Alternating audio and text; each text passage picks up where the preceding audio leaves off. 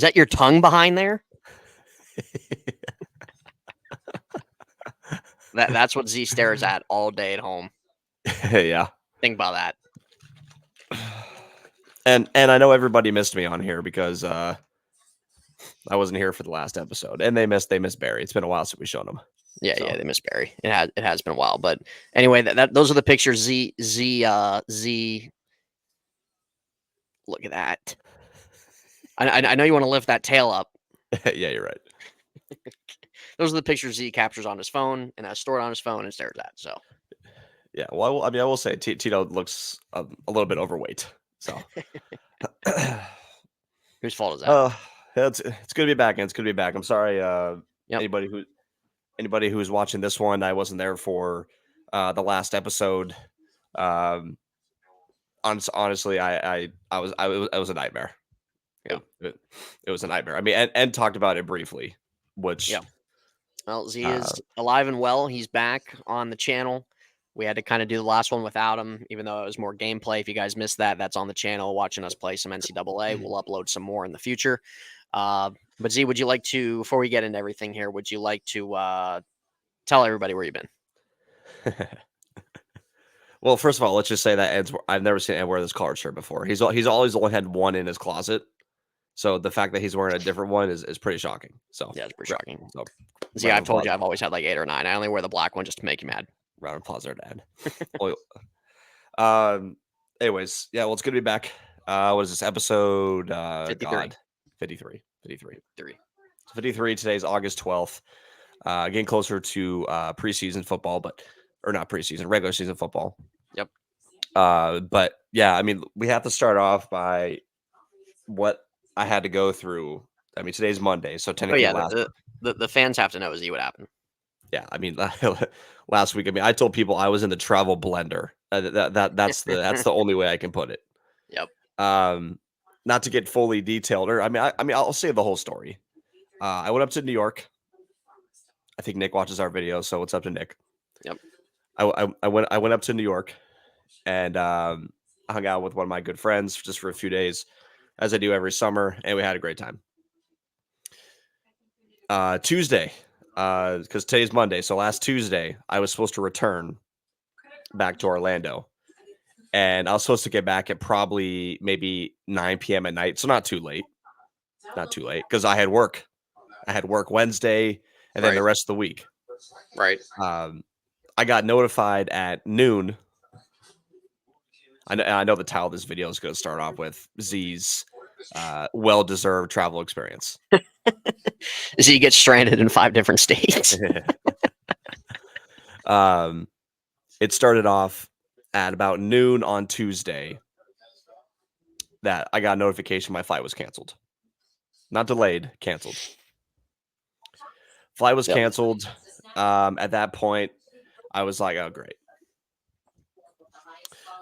And then JetBlue sent me an email of explore more options. We're sorry your flight is canceled. Let's see what other things we can present to you. The link doesn't work. The link literally doesn't work to load at.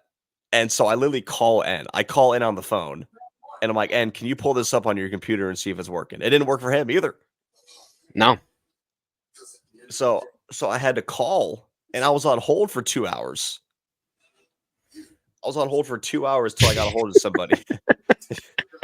In the middle of a flight cancellation. Oh God! Until I got a hold of somebody. Disclaimer: I did not yell at the person on the phone, because I know they were probably going through it. I get it. My mom used to work for the airline, so I understand. I work in hospitality. I understand when you get screamed at. It really doesn't help your day. No, it doesn't. No, it doesn't. So I was not coming in that phone call getting upset. Somebody finally answers the phone. I tell them what's going on. Obviously, they were very aware. And so I simply asked, I said, when is the next time I can leave out of New York? Because I know it's probably not tonight. And honestly, just so you guys know, I was looking online everywhere. And I told this lady on the phone, I'm like, any airport that's nearby, even where I can take a train to, that'll be the second part of the story. LaGuardia is the airport I fly out of in New York, JFK, New Jersey, Boston, Philadelphia, shit, I don't know, freaking Rhode Island, like anywhere, give me some options. Right. This lady tells me the next option would have been 4 days later. I just want you to process that for a second then. 4 days later was my next option to fly out. What am I going to call out 4 times? So I then canceled the flight.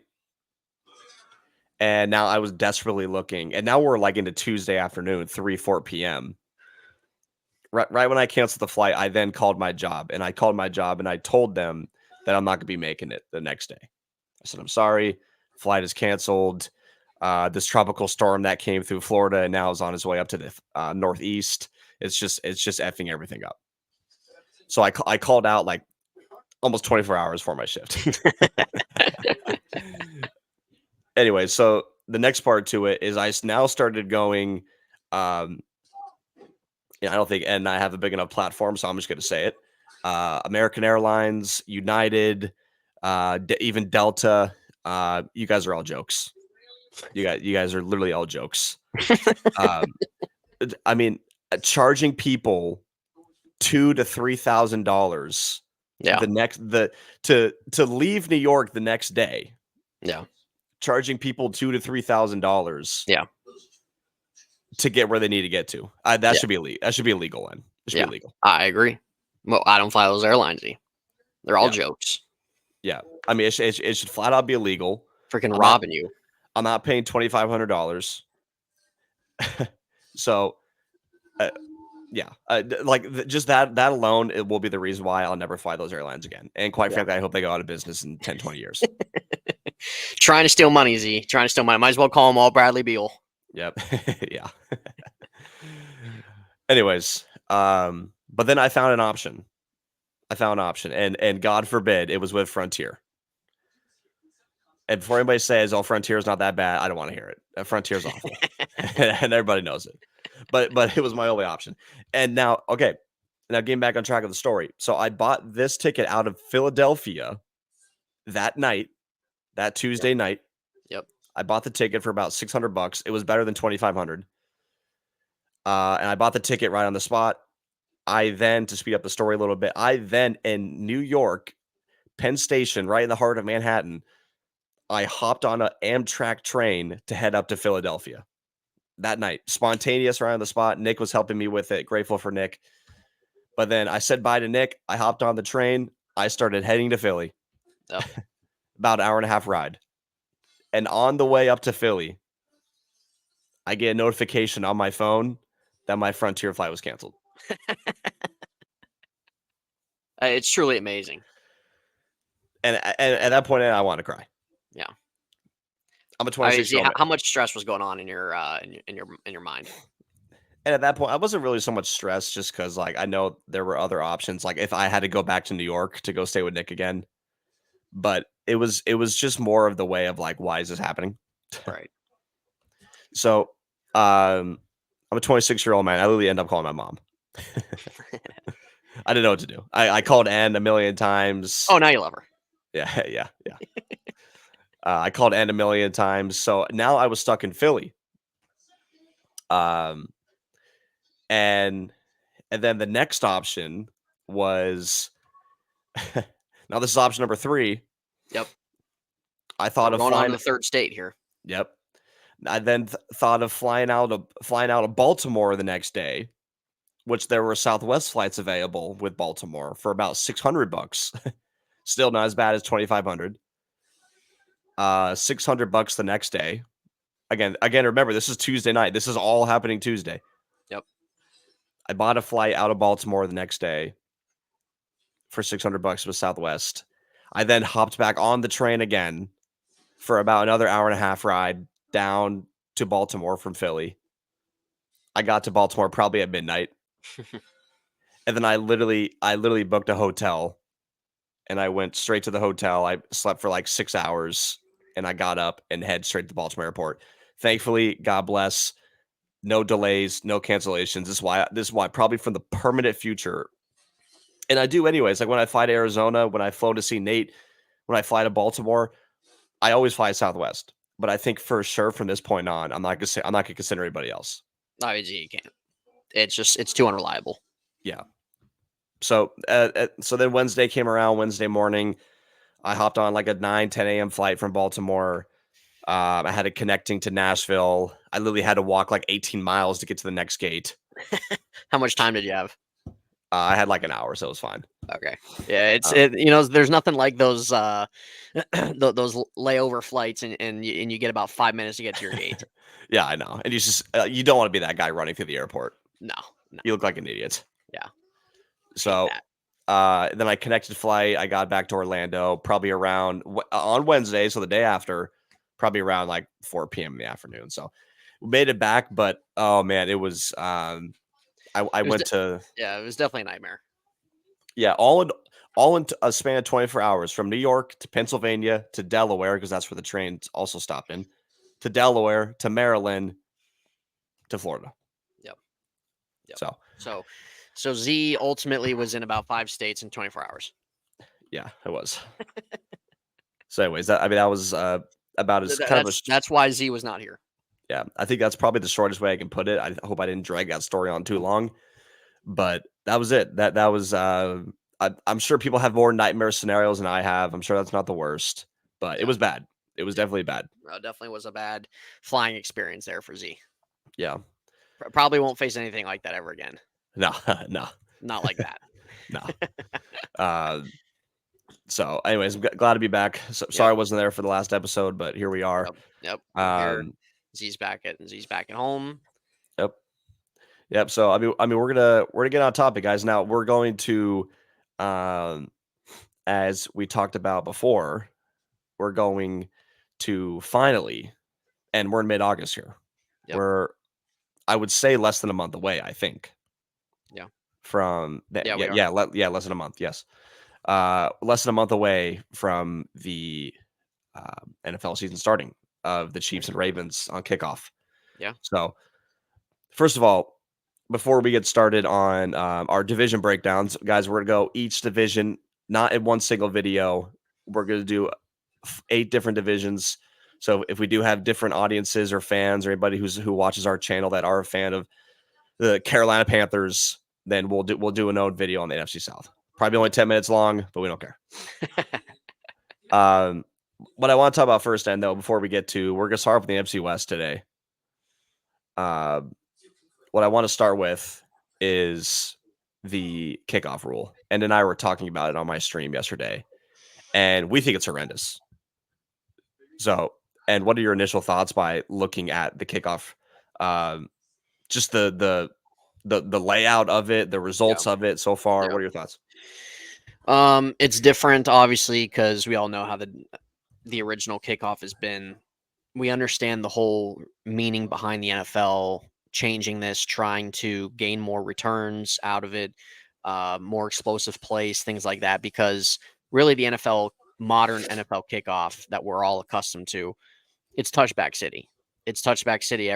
There's no returns. You don't have kick returns anymore. So I understand, like, just trying to bring excitement, a little bit more of an element like that to it. I get it. Yep. The look of it is awful. The kicker all by himself, all the way back there. Yep. And then you have both sides of the special teams lined up within a 10-yard gap. And then you have 2 returners in the back. And you have a catching zone that the kicker has to get it into. I believe it's inside the 20-yard line or something like that. That the kicker has to kick the ball and the ball has to land within that zone. If it goes in the end zone as a touchback, I believe it goes out to the 40-yard line. And then there's also another thing that happens in terms of. Well, I don't think a touchback goes out to the 40. I think a kick out of bounds goes to the 40. Oh no, it goes to the 30-yard line. They moved it to the 30-yard line. If it ends up being a touchback, it goes out to the 30-yard line. There is something where it brings it out to the 40. I forget what it is. I don't think it's the out of bounds thing. I think it's if it doesn't land in the landing zone or something. Okay. Well, anyway, It seems a little complicated. It's going to take some time getting used to. This is a one season tryout. So far as we've seen it within the first week of the preseason, nothing's come out of it. There hasn't been any level of returns. Guys are taking it to the 20, 25. Nothing's come out of this so far within a week. And maybe we have to give it a little bit of time, but the look of it looks awful. Yep. Based off of probably projected results, I don't really see this new kickoff rule moving the needle, Z. I don't see it moving the needle. You're obviously going to have more returns because the point of it is being able to return the football.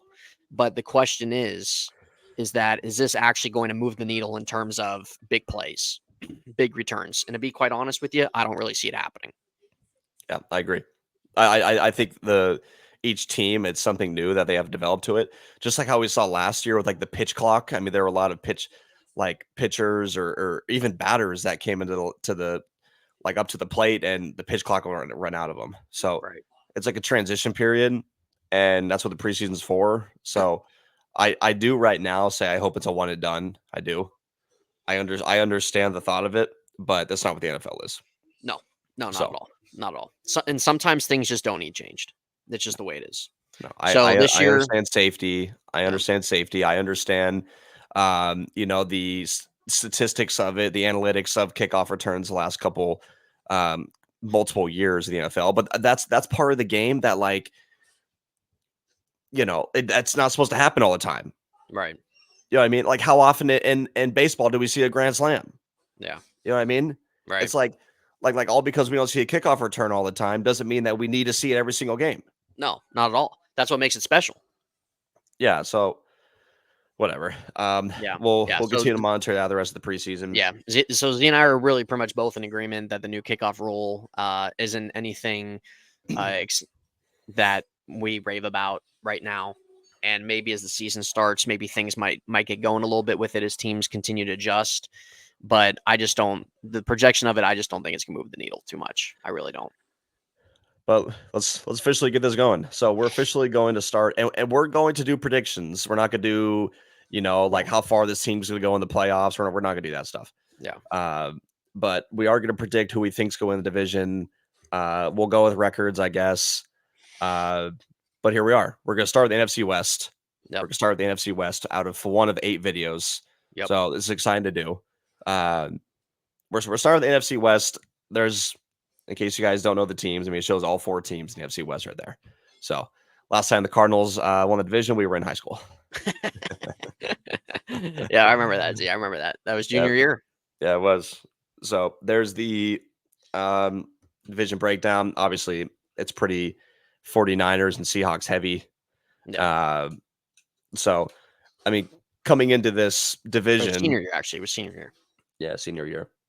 Coming in this division, I mean, I think it's only right to maybe start off with San Francisco, and I mean, we obviously know many headlines that are going on with San Francisco right now. So they're probably going to be the most complicated to talk about inside this division. So I mean, I'll let you go ahead and start in. I mean, so yeah.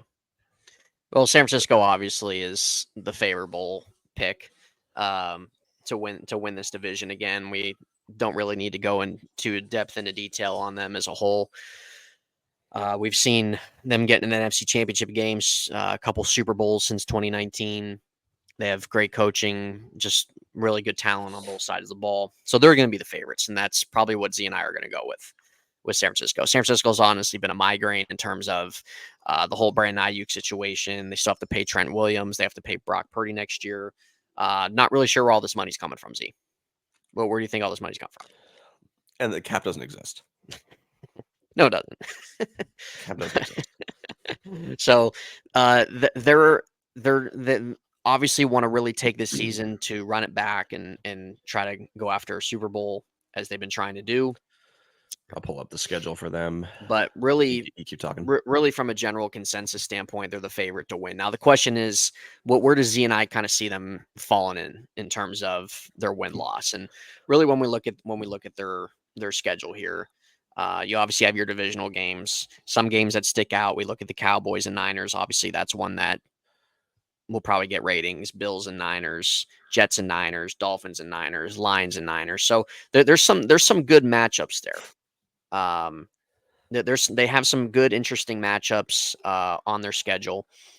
Really, when we look at it, I honestly feel like with kind of where they're at, I feel like 11 to 12 wins is probably the hot spot. Yeah. Yeah. Well, the biggest headline of the 49ers right now is obviously Brandon Ayuk. And, we're not going to get into the whole Brandon Ayuk talk right now because there's right now it seems like it's like a 50-50 option at this point if he's going to trade the Steelers or if he's going to the 49ers. I was told 2 weeks ago that the trade was happening. So, well, see, that honestly, that's all on everybody else. Yeah. And believes the just the worst sources on Twitter. Maybe people did their jobs. Yeah. 49ers, I mean, I will say this. They have had probably some of the worst luck that you can ask for, probably the last decade. 2 Super Bowl losses to the Chiefs, multiple NFC Championship losses. Regardless if it was Jimmy Garoppolo starting or if it was Colin Kaepernick or if it was Brock Purdy. They've had awful luck, which does make me feel bad because the 49ers are always successful. But at the same time, I think with them that like one of these years you think they got to break through. And with the roster that they have, which now that the years are starting to progress, it's going to start getting older. These guys like George Kittle and Debo, like they're not going to be in prime forever. Fred Warner, Nick Bosa, these guys are not going to be in their prime forever. Right. They're definitely still in their prime right now. Christian McCaffrey, another guy. But like, I will say, like they're one of those teams where like if they don't win one, it would just be a massive disappointment. Yeah. And last year might have been their best chance. Yeah. With Christian McCaffrey playing at MVP level, Ayuk being one of the best receivers, they probably had the best defense behind Baltimore last year. So coming in this year, I mean, I look at their schedule and hoping that like for their sake, fortunately, that they work out the Brandon Ayuk deal. Mm-hmm. Trent Williams will play at some point. I think they're just going to probably run it back with what they had exactly last year. And I don't think there's really anything crazy to say about them. I think they're going to be the same. I think I'm going to pick them winning the division. Yeah. Because I'm not going to put Seattle over them with Geno starting. I'm not going to pick the Cardinals over them. I think the Rams could threaten them, but I'm not going to pick the Rams. Yeah. So I think Ed and I are both going to have them win the division here. Yeah. Yeah. 11 to 12 win mark as of right now, I think is a pretty safe bet. And then once we get later on the season, we'll get later on. Yeah. But yeah, I think the 49ers are a pretty safe bet to win the division this year. Yeah, I agree, Z. Moving on to who we view finishing second in this division. I'll start on this one. This is a team that I view as a team that can definitely be a playoff team. They were a playoff team last year. I'm going to put the Rams in this spot, Z. Sean McVay, I think, is one of the better coaches in the league. Aaron Donald retires, so you're not going to have him. But I think with the offensive playmaking ability that they have, as long as Matthew Stafford is upright, I think that they're a team that can put up a handful of points. I think that when we look at the landscape, the NFC, I think that they can kind of go toe-to-toe offensively with most of those teams. When we look at the kind of wild card section of the NFC outside of like teams that win division, I think the Rams have an upper hand on a lot of those teams at their full strength. So with the LA Rams, I think 10 wins is a good place for them, Z. 10 wins. Puka Nacua, Cooper Kupp, Kyron Williams. They have a rebuilt offensive line. Matthew Stafford, obviously, Sean McVay. Aaron Donald, losing Aaron Donald kind of sucks, but I like what they have to offer on offense. I think that there's going to be some weeks where they're down offensively. I think they're going to kind of have a similar feel as they did last year. But 10 wins, kind of in that wild card spot. One of those wild card spots with the Niners winning their division, I think is a good play. I think before pulling up the LA Rams schedule, I mean, this is the career of Aaron Donald, which is crazy that they only played 10 years. I think he could have got longer.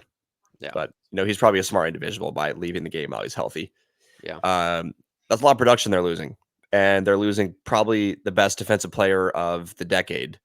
Mm-hmm. And people say like, oh, he wasn't that good last year. Well, the guy had 10 sacks. So I mean, how are you going to sit here and say that he's not that good? Right. So acting like he's a freaking edge. I mean, that's definitely the biggest thing of their offseason is losing Aaron Donald. But Yeah, I think I'm gonna put them as a safe like second place in the division. I think just dude, I don't know. I think like they're so much more experienced than I don't trust the Seahawks. I don't. Mhm. I mean, I was high on them last year, man. yeah, I like the fact that Mike McDonald's over there. Well, we'll talk about the Seahawks in a moment. But I think the things with the Rams is just kind of what we talk about every year as I'm continuing to look for their schedule here. Uh, I think the things with the Rams is that very similar to the 49ers, they have an offensive head coach. Uh, they have a very skilled offensive personnel. And just literally named every single one of them. Kyron Williams, Cooper Kupp, Puka. I can't remember who their tight end is. It's still freaking Tyler Higbee or something. Yeah. So why is this so hard to find? I don't know why I can't find their schedule. Is this it right here? Hold on. I think I found it. Yeah, Rams 2021 schedule. That's exactly what I want. Okay, well, I'll keep talking while Ann can maybe find it. Yeah, good. Yeah, I think they're a safe bet for second place. I think, like, even though Stafford's on the back nine of his career, I think he's still probably I don't know. I wouldn't say tier one, but he's a pretty safe tier two quarterback in the league. Right. Kyron Williams could become a tier one running back. They could have potentially 2 tier one receivers. I don't really know too much about their defense. So I guess that's maybe something to keep an eye on coming in the season for them. But yeah, I think I'm gonna put them in the Seahawks at like a similar win range. I'll put them around I'll put them around 10, I guess. I'll put around 10 wins. Why can't there just be a regular image of their whole entire schedule? Yeah, I mean this is the best I got for us. So we'll just rock with this. It just shows their opponents. That's fine. Yeah. So I think the Rams are definitely a team to keep an eye on in the AFC because they definitely could have made a wild card run last year. Yeah. They played a really close game against Detroit in the first round. They're never a team you can just kind of walk over on the weekly. So I respect them. I respect the Rams. I think they're going to be good this season. I'll put them right at the 10 win mark. I think that's where I'll put them. I think the 10 win mark is safe. Yeah, there's nothing wrong with that. All right, Z, with third place coming in, I think that you can make a case for either one of these two teams. We look at a team like Seattle, new head coach, defensive mindset, defensive structure. They have some playmaking ability with Metcalf. Tyler Lockett's still there. Smith and Jigba, who is a promising young guy. Kenneth Walker. We know that Geno last year was somebody that he wasn't the Geno he was the year before. We all kind of expected he probably was going to drop off. You know, he had a big season in 22. Yeah. Seattle kept him around, gave him a contract. Didn't really move the needle a ton last year. I don't think he's bad or anything like that. He's kind of been a really late bloomer in his career. But he's not really somebody that you look at and you're just going to win all these games with. You know, he needs a lot of structure around him, a lot of help.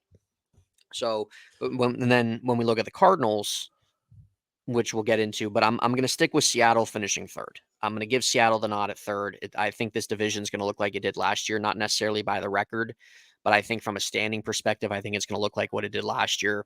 With Seattle, there's talent there, but you also have a new, not just a new head coach, but you have a whole new structure that Mike McDonald is looking to bring in there. I think Seattle has an opportunity to be one of the better defenses in the league, especially their secondary is pretty promising.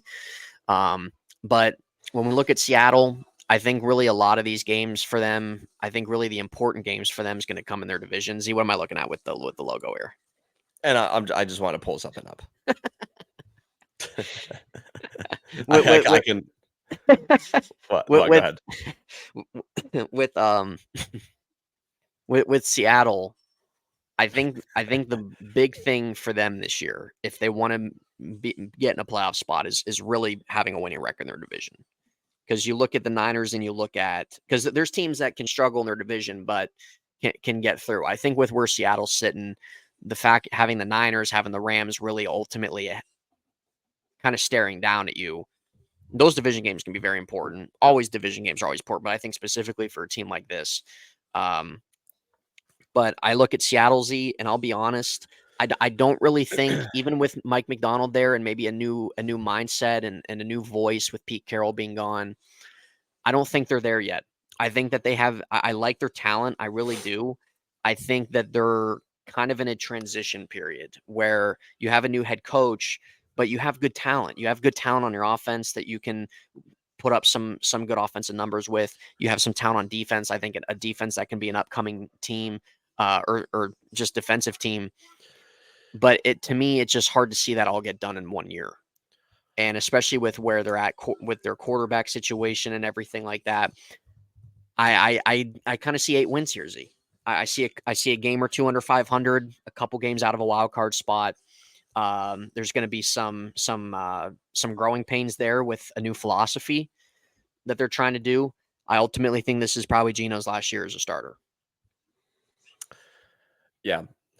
Well, this is where I'm going to throw out the first bold prediction of our division videos.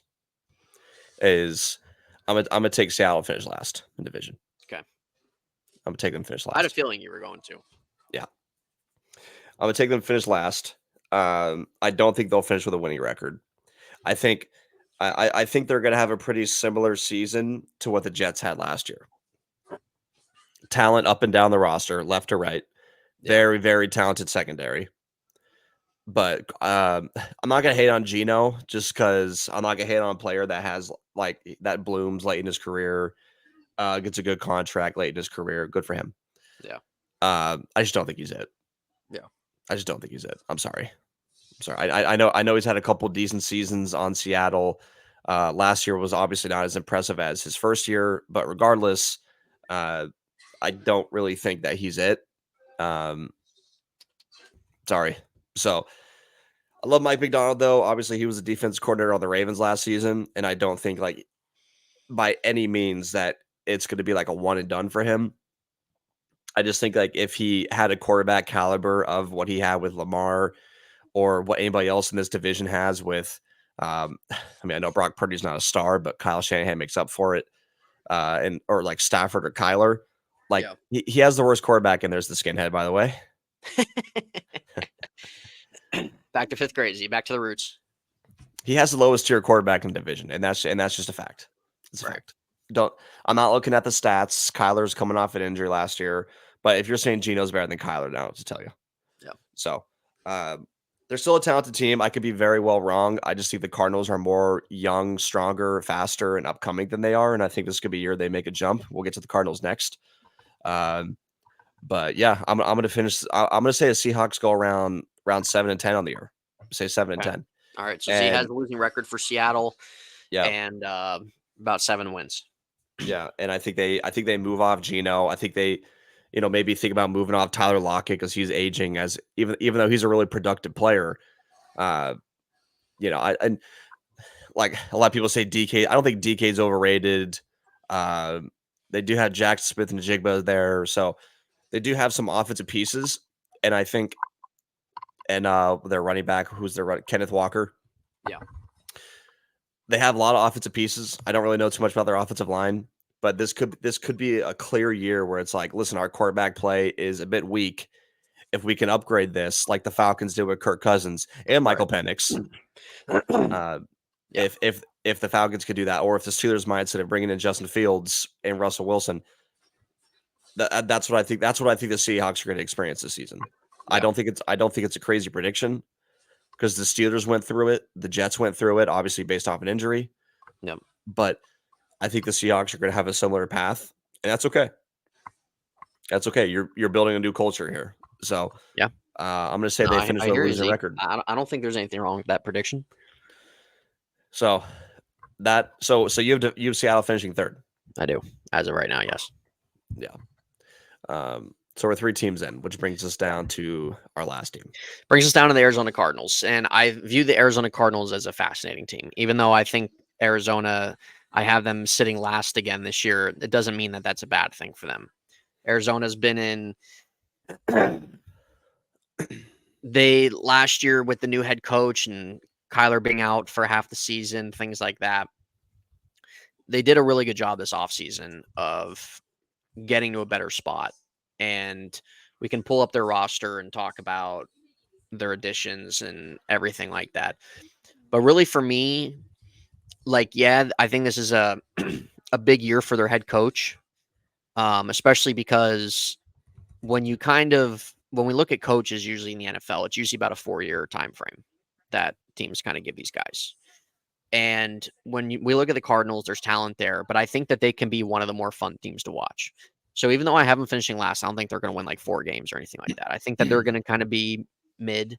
I think really when we look at their record at the end of the day, but I think that Cardinal fans will, with this season, I think take away of that there's promise for their future. Kyler Murray is an interesting quarterback. We've seen what he can do in this league, especially his first couple years, but he's also shown a lot of poor traits. And there's a couple Yes. aspects to his game that he cannot control or overcome in his game that are negative. Kyler is fascinating in terms of his running ability. He can push the ball down the field, but he also has mental hiccups for whatever reason. I haven't seen good leadership out of him. And I think with a young roster and rallying around your quarterback, that's an important thing for him to have this year. Coming off of half a season last year, coming in fully healthy to this season this year, you have James Conner, you have Marvin Harrison, you have Trey McBride, an upcoming tight end. You have a rebuild offensive line moving Paris Johnson to tackle. There's things to like about this team. And there's things, I think that this will be one of the more fun offenses. I don't think this is going to be a top 10 offense, but I think that they're going to kind of be in the middle of the pack range. I think that they're going to be in some close games this year, Z. Yes. And I view them in a situation kind of like how the Chargers were a few years ago, where the Chargers would always find themselves in like these 3-point games, one possession ball games, and they just couldn't finish it out. And I Yeah. think the Cardinals are going to be fun to watch. I think they're going to be in some really close games this year. But when we view them, and I'll pull up what you have here, when we kind of look at them, especially with some of these matchups they're going to go against, really in those type of moments, I don't have the confidence in them yet being able to push past some of these teams in really critical moments. I don't think the experience is there yet. I don't think the leadership's there. Um, Anything like that. I'm still skeptical on some aspects of their defense. But they also still have some guys there. They have a couple guys in their secondary. They have a couple linebackers there. They were pretty active this offseason, honestly. But with that being said, I kind of view them. I think they'll be in the ballpark at about 7 wins, and that's not a bad thing. I think if you're a Cardinals fan going this year, you're looking at production of your young talent. You're looking at the second year jump for your head coach. You're looking at Kyler Murray showing that he can be their solidified guy of the future because there's been question marks with him. And yeah. So if I'm a Cardinals fan, Z, for me to take away this season is being able to put up numbers offensively, the development of our young guys, head coach actually showing a culture change, and being able to be competitive in some of these games. And I think if they can find themselves in that spot and win around 7 games, I look at next year as that year to possibly maybe try to make a push for a playoff spot. Yeah, well, I agree with everything you said. I think the only fact about the Cardinals this season is that they're going to be better, and Yeah, I'm they'll not going to say definitely they're be going to. better. Yeah, I'm not going to say they're going to double their win total because they had 4 last year, I think. Yeah, I could see them doubling it to 8. I think honestly, just off the bat, I think that's what I'll have them going as 8 and 9. yeah, Um, but yeah, things are a lot different around the Cardinals this offseason compared to last. yeah. Like not knowing who their starter was coming in the season with Kyler coming off an ACL, brand new head coach. Buda Baker wasn't happy. Just like nothing in the, obviously their GM being arrested. So just like nothing about the Arizona Cardinals last offseason was good. Right. And this time around, Kyler being fully healthy, Paris Johnson have a year under the belt, bringing in Marvin Harrison, just Right. Yeah. like all these, they've made a ton of acquisitions, a ton. And for any team during training camp, the preseason, you could say on paper it looks pretty. Yeah. And they're healthy, and they're all optimistic, and they're all have good heads and spirits. That's great. That's great. But you know what's going to be difficult is the Cardinals are a young team. So how are you going to act once you've faced Buffalo in the first game and you face Detroit in the third game and you maybe blow a lead here and there? Because you're probably going to. Yeah. How you going to react to it? Yep. That's going to be a question we're going to have to wait for till we see. Again, and brought up a great point of Kyler's not the best leader. We've never seen it. Yeah, this is Z. I'll be honest with you. I think this is the biggest year of Kyler Murray's career. It has to be. This is, and the reason why I say that is not just the reason why I say that is one, and really one reason only, is because when we look at his resume and we look at what he's done. Okay, we look at the one good year the Cardinals had where they lost in the wild card round, just the epic collapse. Yeah. We look at the really fallout after that year, Yeah. where it's just trash. Kingsbury gets fired. Kyler Murray tears an ACL. Yep. This to me, and especially too because of his contract and everything like that, this to me is the biggest year of his career because of not only planning on a full slate of a season, being healthy, but you look at with the new head coach and you look at the offseason acquisitions and you look at some of this offensive talent that this can be a fun offensive team to watch. If Kyler Murray can't produce here, with not saying that they have all the pieces they need because they don't, but this is the biggest year of his career to lead this young group to 7-8 wins. I think is fair. You know, we're not going to put unrealistic expectations. Yep. But becoming a leader as a guy that's been in the league for what, 5 years now, going on 6 years, isn't that what it is? Mm-hmm. Going into that is starting to grow in maturity, starting to grow into leadership role, taking these young guys on your back and helping develop them, but also dude, you're the freaking man. We haven't seen that, Z, in his career. He has not been the man. He has not been the guy. He hasn't shown to be the franchise guy. There's capability, but he hasn't shown it fully to its potential. And Yeah. I'm looking big at that. And I'm looking at him leading this team and with the young talent they have and through their draft, the last 2 years of them drafting and their acquisitions, I think there's room to work with here. And I think for him to take that next step of possibly maybe being a back end top 10 type guy, he has to really lead this pack. And if he can't do it, we're seeing the immaturity, we're seeing the giving up, we're seeing the quitting, we're seeing he's just not really moving the needle for these guys. That's going to be a big concern going forward. If the Cardinals want a hopeful future, Kyler Murray's going to have a big season. Yeah, absolutely great. I mean, at the same time, like, yeah, this guy's smiling. I think it was his rookie year. I'd still rather prefer those Cardinals jerseys than their current ones. I definitely agree. Well, I think I say I like the white ones more. I like the white ones more. But whatever. Anyways, yeah. I mean, the thing is about Kyler is that when you're the number one pick, you're gonna have expectation, and when you're gonna have the number one pick, and then you get a contract extension. When quite honestly, we're not gonna talk about it, but was it deserved at the time? I don't really think so. Yeah, I agree. I think that was a joke of the previous GM that they had. Yeah. But what the Cardinals are in the process of, and what's good is that everyone's on board with it. You don't see people skipping practices. You don't see people complaining about not getting playing time during a preseason or a training camp game. Right. That like some of these other teams are having. Right. You don't see somebody on their team requesting a trade. Right. So like everyone's with the culture they're trying to build and the process that they're trying to create here. And at the end of the day, like you can't say anything about it until we see them get on the field. Sure.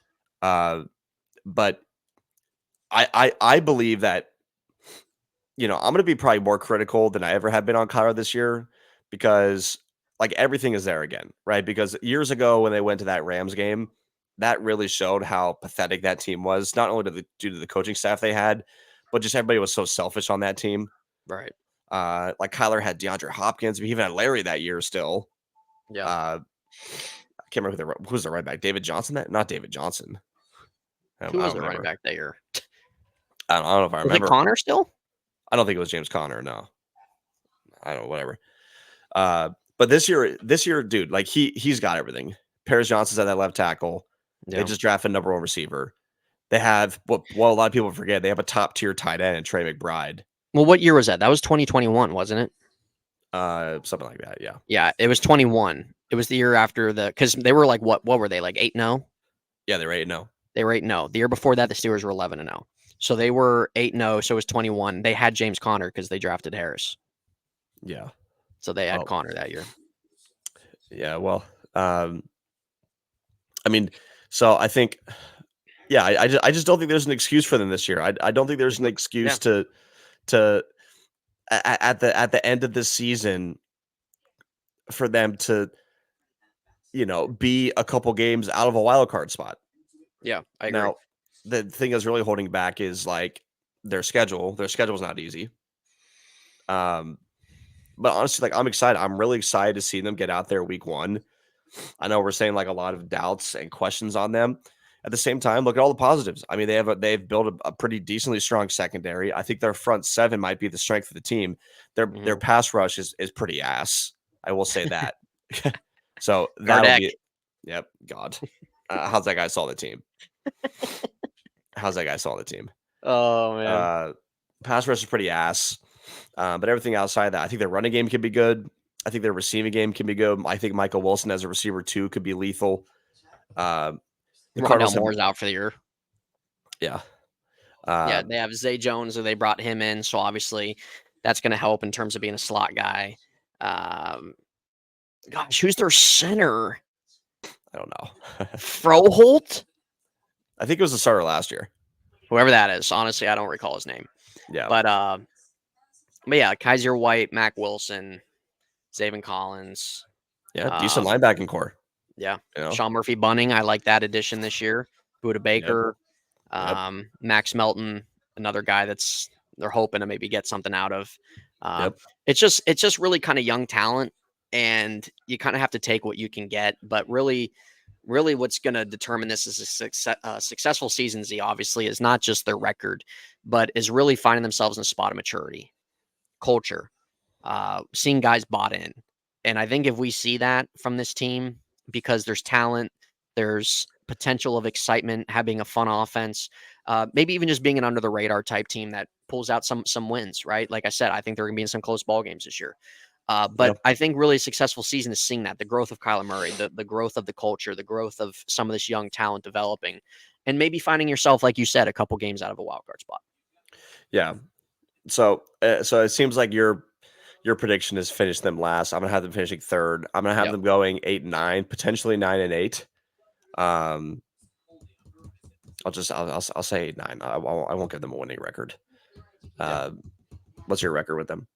I'm gonna put them at 7-10. Yeah, that's fine. I think I'm gonna put them at 7-10. Like I said, everything's valid. The reason why I just think, you look at their schedule. I'm not a big schedule guy, but when we look at their schedule and they're in some of these close games with kind of where they're at, I just don't see them like really being able to push past some of these teams.